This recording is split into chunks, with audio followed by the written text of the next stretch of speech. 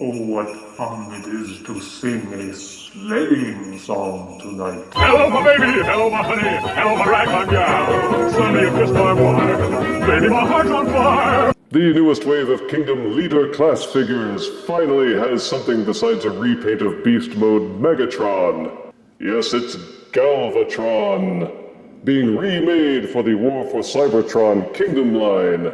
Galvatron was introduced in the 1986 animated movie when Unicron reformatted a badly damaged Megatron by turning him purple, putting a crown on his head, and giving him thigh boots. Somehow I never thought he was as iconic as the original Megatron. Maybe it was the whiny voice Frank Welker gave him in the animated series, or maybe it was their depiction of him as a raving loon who never really led the Decepticons in any noteworthy manner. We reviewed his Voyager figure from the Titans Return line, which was okay but had several weaknesses. But now he's back for another chance to impress in the Kingdom line as a leader class figure. See him peeking through his front window along with character art.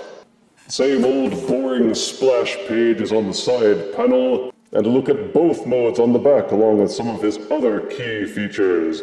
And robot mode artwork on the slanty side panel. Now let's open the box and see what he's got. Out-of-box War for Cybertron Kingdom Leader Galvatron comes with his signature particle cannon, 2 matching weapon accessories which are made to be like his ship appeared in the 1986 movie, which was given to him by Unicron. The 2 weapons can be pegged together by means of these pegs and slots. Tab them together into one mega super weapon or one mega mini spaceship. A wearable chain accessory.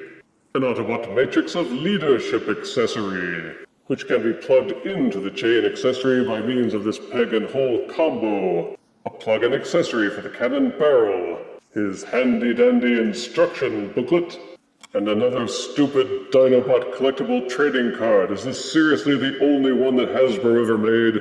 Bah! And this is Galvatron in his alt mode, which can only be described as a sort of tripod-mounted particle cannon. It's colored mostly purple and gray with a smattering of silver and some black. He certainly harks to his Generation 1 appearance, but much more leaning towards movie accuracy. Of course, total movie accuracy would be impossible. These tread struts in particular are much thicker than they were in the animated film, but there was no way that they could do it and still have proper robot arms. There's a lot of sculpted detailing, and the figure seems to hold together fairly well if you've managed to get everything tabbed in securely, and that's the tricky part with this figure, as will be seen. And of course you should take the cannon barrel accessory and plug it into the front to complete the image. There's a glaring weakness with the alt mode in that the support strut at the back doesn't reach the ground unless you splay out the tread struts to lower the cannon. Or if you don't want the tread struts splayed out far, you can keep them tightened up and tilt this section at the back until you have 3 points of contact. Another weakness is that these sections underneath will pull loose from their tabs if you pull too hard on the tread supports, so be careful. The Matrix of Leadership is meant to hook over the cannon barrel and peg underneath by means of these tabs and grooves. With these slots and clips, the 2 gun accessories will peg onto the sides of the cannon for added fearsomeness or goofiness depending on your perspective. The treads are purely cosmetic with no actual working treads on them. They only roll because of these plastic wheels underneath, with more wheels at the back, so Galvatron can glide across smooth surfaces. A number of 5mm ports scattered across the body will allow you to further accessorize Leader Galvatron, just in case you thought the big honking gun up front wasn't enough. There don't seem to be any mini fire blast ports, but you can still load him up with plenty of accessories. If you want to, you can rotate the treads upwards, use the back as a handle, and pretend that he has his old Generation 1 handgun mode. Yeah, I'm not buying it either. To transform Leader Galvatron, start by de-accessorizing him. Start by going to the back of Galvatron and folding up these little handles at the back. Then fold the rear support strut up. Untab and flip up these blue portions from the rear. Take the dorsal fin and untab it. Take these gray plates at the sides of the cannon and untab them. Tilt them forward just a little bit. Untab these sections from the side. A word should be said about this step. When transforming to Alt mode, it is these tabs on the inside which need to be slotted into this groove underneath. It's a tricky process, and the best way to do it is to use your thumb to brace the sides together. Keep this section as flush to the side as you can, and that will budge the tab and the groove closer together. Brace your thumb at the edge near these red squares, and using the leverage from both sides, push the tab and the groove together until they click and lock in place. That is the surest and best way to do it without causing any stress to the plastic.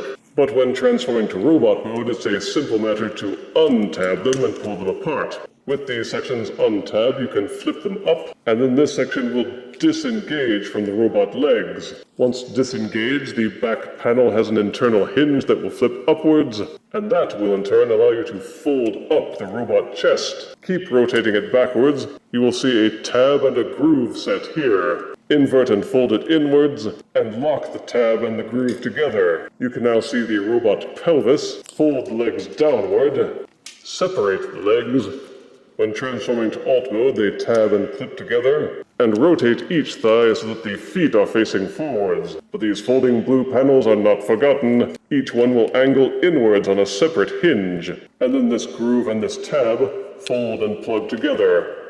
Take these floppy panels at the side, angle them down, then tilt them inwards until these three rounded sections are folded at the side of the hips. Fold back this purple section a little bit, then you'll have to unclip the gray section from the gun barrel, tilt the chest forward a little bit to give yourself some clearance. Then once everything is out of the way, you may fold down the robot chest and engage the dramatic head reveal. There's a small notch on the inside which fits into this little groove in the cannon. Fold them down until they clip into place, then clamp the gray section back shut. With all of that taken care of, you may now re-angle the purple section. There is an internal hinge here. Make sure that the gray section is tabbed into this groove inside. Then using a set of folded double hinges, angle this purple section downwards a bit until this peg and hole are aligned, and clip those together. After that, you may well deduce that this slot on the inside of the chest has a corresponding tab here. Those must angle, and then push and tab those together until they click. But wait, there's more. There's another groove inside of that, and another tab here. Push those until they lock together. You will hear a very satisfying snap. Then untab the tank treads from the back. The forearms tab into the upper arms by means of these tabs and grooves. Unfold them out. Angle the treads until they are flush against the back of the shoulders. Then fold out the robot wrists from the forearms. You also have the option of taking this tab at the base of the treads and plugging it into this hole at the back of the arm. Don't forget to flip out the heel spurs for the back of the feet. And this is Galvatron in robot mode. Yes, let's address the shoulders first. Owing to yet another mess-up with Hasbro's manufacturing, the swivel panels that hold the arms in place were put in upside down. These hinges at the top of the shoulders should be rounded and smooth, but you can see that they are rough and uneven. Instead, we get this jagged ugliness which should be hidden at the underarm. You can fix it by rotating each arm thusly, then swiveling the arm down, and rotating the upper bicep so that the elbow is facing forwards again. This will place the hinge at the proper orientation, and it increases the height of the shoulder very slightly. This hole, which has the holding pin inside it, is now facing forwards and glaringly visible. An annoyance if you can't abide imperfections. It was a simple mistake that they should have caught at the factory, but they didn't. Boo! There's another fix that involves prying the shoulders apart so that the pins are released, removing the arms completely, and then turning the internal panels so that they are facing the right way. And it's really a personal choice. Do you want to go through the hassle of flip-flopping the arms with each transformation, or risk potential breakage by tearing the arms off to fix them? All that aside, the robot mode is a much better interpretation of the movie model than the Generation 1 figure ever was. And better than the recent Titans Return remake, because his head doesn't have that annoying flip-up crown. He does have a nice solid crowned head, his 80s style shoulder pads, his washboard rectangular red abs, and his thigh boots. They did a good job of taking the cannon supports and turning them into functional limbs, and everything feels solid in robot mode. And most importantly, it looks solid without any of the hollow limbs that other figures in the War for Cybertron line are cursed with. The only exception are these small cubby holes where the fists fold in. But I can forgive that because the rest of the arms are solid and so are the legs. The colors still match the animation model without being too garish, and there's plenty of liney, ridgy, sculpted detail work, even his Colossus-style thighs. You can have him tassel the matrix of leadership to his neck movie style using this tab and groove, but it rides up pretty high on his neck that way. So most people just lash it around his neck and let it lie loose. Take the particle cannon barrel and this little widget dealy bob, plug those together, then peg it into Galvatron's arm, and he will have his banana bazooka. These small guns will plug into his back for storage, although it makes more sense to use the many exposed 5mm ports and employ the guns as extra weapons. The ports will support any War for Cybertron accessory or fire blast, and of course you should use the arm module to plug in his signature banana blaster. Leader Class Galvatron sports excellent articulation with a 360-degree rotating head that will also nod and waggle back and forth a bit. The shoulder pads can be tilted in and out depending on your preference. Each arm will rotate fully at the shoulders and splay outwards. There is an upper arm swivel for full rotation, and a double-jointed elbow so that the arms can bend in on themselves. The wrists do have a mushroom peg and will rotate fully. The figure would rotate 360 degrees at the weight, except for this portion at the back, which bumps into the pelvis. If you untab it, you could probably get the full rotation, but I like having it clamped against his back firmly. These dealy bobs at his hips will rotate up and down and in and out, and his crotch plate will even flip slightly up and down for that process as well. Each leg will kick forward at the hips, and kick backwards until parts crashing occurs. Flip up the flaps at the hips and he can kick his legs outwards. Each leg has an upper thigh swivel for full rotation. Each knee will bend 90 degrees. And while the feet won't tilt forwards or backwards, they will tilt in and out for that War for Cybertron style standing. You can also tilt the heel spurs forwards and backwards to present the illusion that he can stand on tiptoe. So Leader Galvatron does support excellent articulation, and you can put him into many action-style poses before he gets thrown through the wall by Rodimus Prime. For size comparison, here is War for Cybertron Kingdom Leader Galvatron next to Hasbro Select Super Megatron. Here is Kingdom Leader Galvatron next to Generation 1 reissue Optimus Prime. And here is Kingdom Leader Class Galvatron next to a bunch of bananas.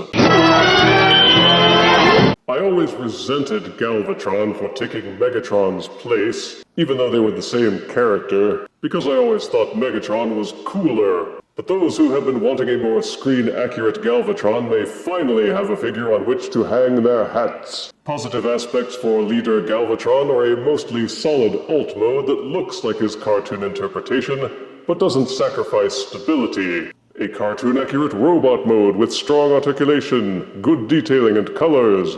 There is Battlemaster compatibility to accessorize him as you wish. A clever transformation that isn't formidably difficult. And if you can passively imitate Leonard Nimoy, he presents a majestic visage. Negative aspects are that the alt mode won't sit level and back without some fiddling. The tabs for holding in the tread struts are very difficult to do correctly, and the plastic there feels weak and prone to stress or breakage if you apply too much force. And those dang shoulders in robot mode will just bug you until you fix them somehow. Poor quality control has once again forced end users to act on their own to fix the mistakes Hasbro should be tending to before the figures are released. But Galvatron is still a strong update and worth looking into if you can find one. And I gave War for Cybertron Kingdom Leader Galvatron 7 out of 10 deaths. And that's not just bad comedy. If you refuse me, honey, you lose me. Then you'll be left alone, oh baby. Tell them all and tell me I'm your own.